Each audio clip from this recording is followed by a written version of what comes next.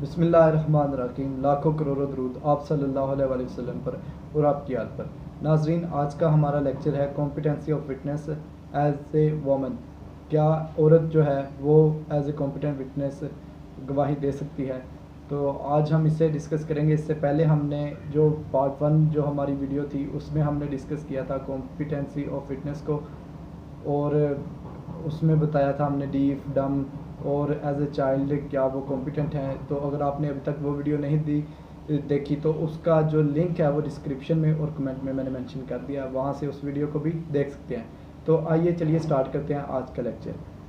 तो सबसे पहले competency of witness, women as a witness. एक जो औरत है वो भी विटनेस के तौर पे अदालत में गवाही दे सकती है अगर वो जो कंडीशंस हैं कॉम्पिटेंट विटनेस की, जिन्हें हमने पार्ट फर्स्ट वीडियो में डिस्कस किया, अगर वो उन सब कंडीशंस को फुलफ़िल करती है तो वो भी जो है गवाही दे सकती है। वुमेन विटनेस इनकॉम्पिटेंट कब होती है? कुछ केसेस ऐसे हैं जिनमें औरत जो है वो इनकॉम्पिटेंट है, गवाही नहीं दे सकती।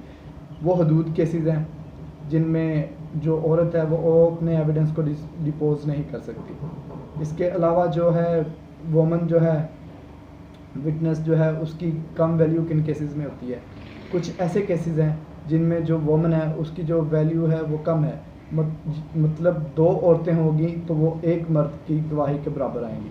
वो केसेस कौन से हैं? उनमें फाइनेंशियल केसेस जो हैं वो शामिल होते हैं। फाइनेंशियल केसेस में दो औरतें जो है उनकी गवाही एक मर्द की गवाही के बराबर होती है।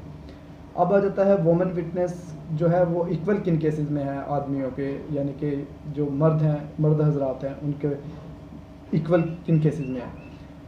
तो कुछ हालात और कुछ केसेस ऐसे हैं जिनमें औरत जो है वो मर्दों के बराबर उसकी जो गवाही है वो एडमिट की जाती है कोर्ट में। अब वो कौन से केसेस हैं ऐसे केसेस? उसमें मैं आपको एग्जांपल देता हूँ। डिवोर्स के जो केसेस हैं वो आ जाते हैं, और इसके अलावा कोर्ट के डिस्क्रिशनरी जो मैटर हैं वो शामिल होते हैं। अब कुछ केसेस ऐसे हैं जिनमें औरत की जो गवाही है वो ज़्यादा मीनिंगफुल, ज़्यादा पावरफुल है अदर देन दी मैन। वो कौन से केसेस हैं? उनमें आ जाते हैं पेटर्निटी केसेस आ जाते हैं, उसके अलावा रेप केस आ जाता है। अब आ जाता है number of witness under article 17। तो कहीं भी नंबर ऑफ़ विटनेस जो है वो इतना मेंशन नहीं किया गया, लेकिन फिर भी कुछ केसेस ऐसे हैं जिनमें आपको जो है विटनेस की मतलब तादाद बताई गई है, मेंशन की गई है, जिनमें से कुछ ऑफेंसेस ऐसे होते हैं जिनके लिए आपको नंबर्स जो है, जो तादाद है गवाहों की वो फॉलो करनी होती है। अदरवाइज़ बाकी तमाम केसेस जितने भी हैं उनमें एक मर्द और एक औरत जो है उनकी गवाही जो है एक्सेप्टेबल होती है। ऐसे कौन से केसेस हैं जिनमें तादाद जो है नंबर्स चाहिए होते हैं? अंडर आर्टिकल 17 ऑफ क्यूएसओ 1984 के तहत उन्हें मैं आपको बताता हूँ। तो अब जो जितने उनके नंबर्स कितने होते हैं, किन केसेस में कैसे होते हैं, उन्हें डिस्कस करते हुए फर्दर मैं आपको बताता हूँ। नंबर ऑफ़ विटनेसेस इन हदूद केसेस। थीफ्ट लायबल टू हद, जहाँ पे चोर जो है उसे हद के लिए जो वो मुजरम ठहरेगा, तो वहाँ पे कितने नंबर्स जो है कितने नंबर्स ऑफ विटनेसेस रिक्वायर्ड होते हैं? तो 2 मेल मुस्लिम आई विटनेस जो हैं वो रिक्वायर्ड होंगे। अगर जुर्म जो है वो ज़िना का है तो उसमें 4 मेल मुस्लिम्स आई विटनेस जो होते हैं वो रिक्वायर्ड होते हैं। और अगर जो है ड्रिंकिंग यानी शराब नोशी का है तो उसमें 2 मेल मुस्लिम्स जो हैं वो रिक्वायर्ड होते हैं। Number of witnesses in financial obligations, जहाँ पे फाइनेंशियल कोई ट्रांजैक्शन हो, उसका कोई जुर्म हो, तो वहाँ पे जो है ऑल दी फाइनेंशियल मैटर्स जो हैं वो जो है 2 मेल जो हैं वही उन्हें डील करेंगे।